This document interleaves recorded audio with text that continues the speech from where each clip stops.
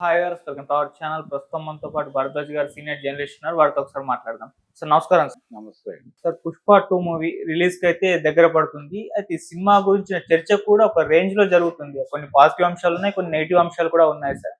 అయితే ఈ సినిమాకి సంబంధించి మొన్న ఒక ఆడియో వైరల్ అవుతుంది సార్. ఈ సినిమాని లీక్ చేయాలి, ఏ విధంగా లీక్ చేయాలి అన్నట్టుగా ఆడియో అయితే ఉంది. అది దాన్ని మెగా ఫ్యాన్సే కుట్ర పన్నుతున్నారు, పుష్ప 2 మూవీని లీక్ చేసే ప్రయత్నం చేస్తున్నారని చెప్పేసి అల్లు అర్జున్ గారి అభిమానులు అనుమానిస్తున్నారు. సో ఒక ట్విట్టర్ వారైతే వీళ్ళ మధ్య జరిగిందని చెప్పుకోవచ్చు సార్. ఆ ఆడియోలో మరి ఏముంది స్పష్టంగా? మరి నిజంగా మెగా ఫ్యాన్సే ఆ సినిమాని లీక్ చేయడానికి ప్రయత్నాలు జరుగుతున్నాయా? మీరు ఏం చెప్తారు సార్ ఇష్యూ పైన? ఆడియో విన్నారా మీరు? ఆడియో విన్నాను సార్. విన్నారా? ఉమ్, విన్నారా సీరియస్ గా? అవును సార్. ఏముంది దానిలో? అంటే పుష్ప 2 మూవీ విపిఎన్ ద్వారా ఆ, ఎలా లీక్ చేయాలన్నట్టుగా జరుగుతుంది సార్ ఆడియో. అంటే పుష్ప మూవీని రికార్డ్ చేసి మార్కెట్ లో పెట్టేయాలి, అవును. అంటే థియేటర్ కి జనాలు వెళ్లకుండా అడ్డుకోవాలి ఉమ్, అనేది ఉద్దేశం అనుకుంటే ఉమ్, ఇంత కష్టపడక్కర్లేదు. ఓకే. సినిమా రిలీజ్ అయ్యి నైట్ షో పడిన మరుక్షణం 1 అవర్ లో ఉమ్, అది అనేక సామాజిక అంటే అనేక వెబ్సైట్లలో అది అవైలబుల్ గా వచ్చేస్తోంది. ఓకే. ఏ సినిమా అయినా మీరు ఇలా చేయటం తప్పు కదా అంటే, ఇప్పుడు ఐబొమ్మ వాళ్ళు ఆ మధ్య మీరు కంట్రోల్ చేసుకోండి, మీరు ఏం చేస్తారో చేసుకోండి, మేము చేసేది మేము చేస్తాం అన్నట్టుగా మాట్లాడారు. కాబట్టి వీళ్ళు ఏదో లీక్ చేస్తే అదేదో సినిమా బ్యాడ్ అయిపోతుంది అనేది భ్రమ. అయితే ఒకటి, ఇది వాంటెడ్ గా జరుగుతోంది. అంటే ఈ సినిమా మీద అంచనాలు పెంచడంలో భాగంగా, ప్రమోషనల్ యాక్టివిటీలో భాగంగా దీన్ని కూడా వాడుతున్నారా అనేది ఒక అనుమానం. అంత సీరియస్ వార్ ఉందా నిజంగానే మెగాభిమానులకి అల్లు ఆర్మీకి మధ్య అనేది కూడా అనుమానమే. ఎందుకంటే అంత పెద్ద ఒక ఒక అసంతృప్తి అయితే ఉంది మెగాభిమానుల్లో. అసంతృప్తి ఏంటంటే ఈయన ఎక్నాలెడ్జ్ అవ్వట్లేదు, అంటే ఆ గ్రూప్ గా ఈయన ఐడెంటిఫై అవడం లేదు, తనని తాను సపరేట్ ఎంటిటీగా ఉంచుకునే ప్రయత్నం చేస్తున్నాడు అనేది కొంత ఇబ్బంది ఉంది. అంటే అతనితో ఎలా వ్యవహరించాలి అనే దగ్గర, అల్లు అర్జున్ అభిమానులతో ఎలా వ్యవహరించాలి అనే దగ్గర కూడా ఒక సందిగ్ధం ఉంది మెగా అభిమానుల్లో. అంతే. అది ఏ హీరో అభిమానులకైనా, ఇప్పుడు రామ్ చరణ్ అభిమానులు రామ్ చరణ్ అభిమానులు, చిరంజీవి అభిమానులు చిరంజీవి అభిమానులు, అలాగని చెప్పి అల్లు అర్జున్ అభిమానులుగా కూడా ఉండాలి అనేది లేదు. అలాగే అల్లు అర్జున్ అభిమానులు చిరంజీవి అభిమానులుగానో రామ్ చరణ్ అభిమానులుగాను కూడా ఉండాల్సినటువంటి అవసరము సందర్భము ఖచ్చితంగా ఉండదు. అలా ఉండదు కాబట్టి ఎవరి అభిమానులు వాళ్ళకున్నారు. పైగా ఆయన నాకు అభిమానులు లేరు, ఆర్మీ ఉందని చెప్తున్నాడు ఆయన.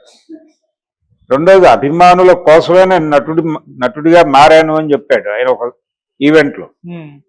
అంటే ఎవరి అభిమానుల్ని చూసి మనకు కూడా ఇలాంటి అభిమానులు ఉండాలి అని నటనా రంగం ఎంచుకున్నాడు ఆయన అంటే చిరంజీవి గారి అభిమానులే కావచ్చు. అది అంతవరకే. అలా హీరో కావాలి అనే కోరిక ఆయనకి రైజ్ అవటానికి కారణం చిరంజీవి గారికి ఉన్నటువంటి అభిమాన వెల్లువ, ఇవన్నీ చూస్తూ పెరిగినటువంటి బాల్యం కాబట్టి అందులో నుంచి ఆ రకమైన కోరిక అతనికి పుట్టే అవకాశం ఉంది, పుట్టుండొచ్చు కూడా. అంతవరకే. ఒక్కసారి ఆ ఫీల్డ్ లోకి ఎంటర్ అయిన తర్వాత చిరంజీవితో కూడా పోటీయే ఉంటుంది అల్లు అర్జున్, అందులో భాగమే ఇవన్నీ. అయితే ఒకవేళ నిజంగానే వాళ్ళు లీక్ చేయాలి అనుకుంటే, ఆ సినిమాని రికార్డ్ చేసి బయట పెట్టాలి అనుకుంటే, ఇంతకంటే క్వాలిటీ ప్రింట్సే అవైలబుల్ గా ఉంటున్నాయి. కొత్తగా దీని ద్వారా వాళ్ళు చేసేది ఏం లేదు. సినిమా గురించి బ్యాడ్ టాక్ స్ప్రెడ్ చేద్దామని ప్రయత్నం చేసినా సినిమాలో కంటెంట్ ఉంటే ఇవేవి వర్కౌట్ అవ్వవు. ఇంకొక చర్చ ఏం జరుగుతోందంటే, ఈ సినిమా మీద విపరీతమైనటువంటి హైప్ క్రియేట్ అవుతోంది. ఒక పక్క ఇతర హీరోల అభిమానులు తమ తమ హీరోల మీద ప్రెజర్ తీసుకురావడానికి కూడా ఆలోచిస్తున్నారు. ఇప్పుడు దేవర సినిమాకి సంబంధించి ఇలాంటి హైప్ క్రియేట్ చేయలా, చాలా మామూలుగా లో ప్రొఫైల్లోనే నడిచింది ఆ సినిమా ప్రమోషనల్ యాక్టివిటీ. అది వ్యూహాత్మకంగానే సినిమా మీద అంచనాలు లేకుండా థియేటర్లోకి వెళ్ళిన ప్రేక్షకుడు సర్ప్రైజ్ అవ్వాలి అనే వ్యూహంలో భాగంగా వాళ్ళు అలా వ్యవహరించి ఉండొచ్చు. కానీ ఇప్పుడు ఎలా చూస్తున్నారు అభిమానులు, ఇలా ఒక ఫీవర్ క్రియేట్ అవ్వలేదు, ఒక మానియా క్రియేట్ అవ్వలేదు. ఈ మానియా క్రియేట్ కాకపోవడం వలన అది 500 దగ్గర ఆగింది. ఇది కనుక క్రియేట్ అయి ఉంటే హిందీ బెల్ట్ లో కూడా 60 కాదు ఇంకొంచెం ఎక్కువే సంపాదించుకుని ఈ సినిమా డెఫినెట్ గా కనీసం 700 to 800 crores వెళ్ళి ఉండేది. ఇది 500 కోట్ల దగ్గర ఆగిపోవడానికి ఇదే కారణం అని చెప్పి నందమూరి తారక రామారావు గారి అభిమానులు, జూనియర్ ఎన్టీఆర్ గారి అభిమానులు ఆందోళన పడుతున్నారు అనేటువంటి వార్త కూడా ఇప్పుడు మార్కెట్లో ఉంది. అయితే ఇక్కడ చూడాల్సిన విషయం ఏంటంటే ఆ సినిమాకు సంబంధించి ఒక వ్యూహం అనుసరించారు వాళ్ళు దేవరకు సంబంధించి. అది ఓకే, అది వర్కౌట్ అయింది. అందుకని వాళ్ళని మెచ్చుకోవాలి వ్యూహకర్తలు. ఈ సినిమాని దాంతో పోల్చి కొంతమంది మాట్లాడుతూ వీళ్ళు చాలా హైప్ క్రియేట్ చేస్తున్నారు, సినిమా మీద విపరీతంగా అంచనాలు పెంచేస్తున్నారు. ఈ అంచనాలు పెంచడం వలన రేపు పొద్దున థియేటర్లోకి వెళ్ళిన ప్రేక్షకుడు డిసప్పాయింట్ అయితే, అంటే హై ఎక్స్పెక్టేషన్స్తో థియేటర్లోకి వెళ్ళి బయటకు వచ్చిన ప్రేక్షకుడికి అది మ్యాచ్ కాకపోతే మాట్లాడే భాష తేడాగా ఉంటుంది. ఆ తేడా భాష వినాల్సి వస్తుందేమో, అనవసరంగా హైప్ చేయకండి సినిమాని అని కూడా కొంతమంది జ్ఞానులు మాట్లాడుతున్నారు. ఓకే అనుకుందాం, నిజమే. కానీ వాంటెడ్ గానే జరుగుతోంది. ఇది రెండు అంశాలు ప్రధానంగా ఉంటాయి దీనిలో. ఒకటి, సినిమా మీద నిర్మాతలకి నిజంగానే ఆ స్థాయి నమ్మకాలు ఉన్నప్పుడు ఈ హైప్ మంచిదే అనే ఉద్దేశంతో వాళ్ళు చేస్తూ ఉండొచ్చు. ఈ మొత్తం కార్యక్రమం డిజైనింగ్ అంతా కూడా ప్రొడ్యూసర్లకి డైరెక్టర్కి తెలియకుండా జరుగుతోంది అనుకోవడం అమాయకత్వం. ఈవెన్ ఫ్యాన్ మూమెంట్ కూడా, ఈ మెగా అభిమానులు వర్సెస్ అల్లు ఫ్యాన్స్ అనే వివాదం కూడా ఈ టైంలో కొంచెం ప్యారలల్ ట్రాక్ లో నడపడం కూడా సినిమా ప్రమోషనల్ ప్రోగ్రామ్ లో భాగమే కావచ్చు కూడా.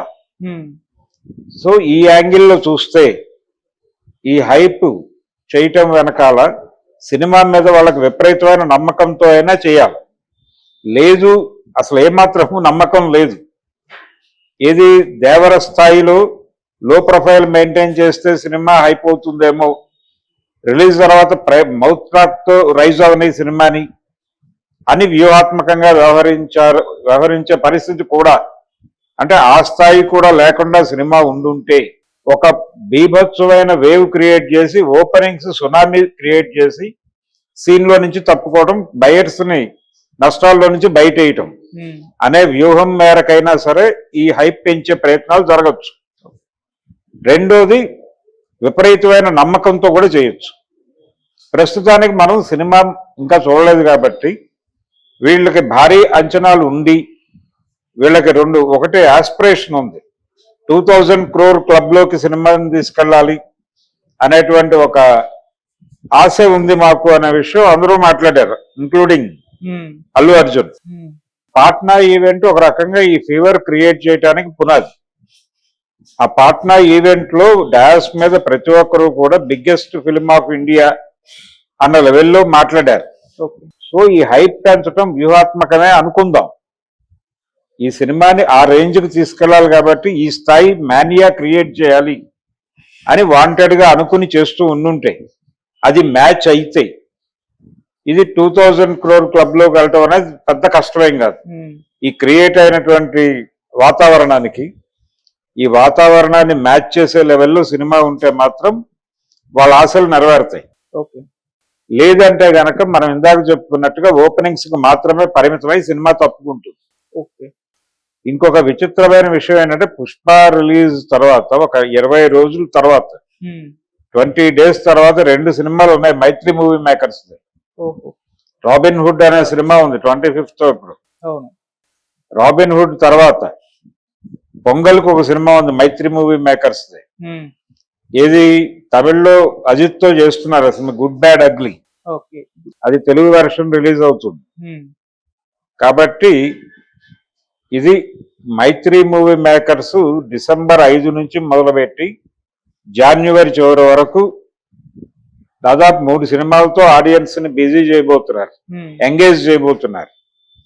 ఈ మూడిటి మీద అంటే థియేటర్లు ఎలా షేర్ చేస్తారో ఆ డిస్కషన్ కూడా జరిగింది మొన్న. అంటే పుష్ప వదిలేసిన థియేటర్లను మేము చూస్ చేసుకుంటామని మాట్లాడాడు ఆయన, ప్రొడ్యూసర్ గారు. ఇది నడుస్తున్నటువంటి కండిషన్. ఆ 2 అభిప్రాయాల్లో ఏది నిజం అనేది తెలియాలంటే సినిమా రిలీజ్ అవ్వాలి. నిజానికి మెగా వర్సెస్ అల్లు అనే వారు కూడా ఈ సినిమాకి హెల్ప్ అవుతుందని వాళ్ళు అనుకుంటున్నారు. ఆ ఉద్దేశంతోనే అరవింద్ గారు ఎక్కడ బయట కనబట్టలేదు. ఓకే. ఆయన వ్యూహాత్మక మౌనం వహించాడు.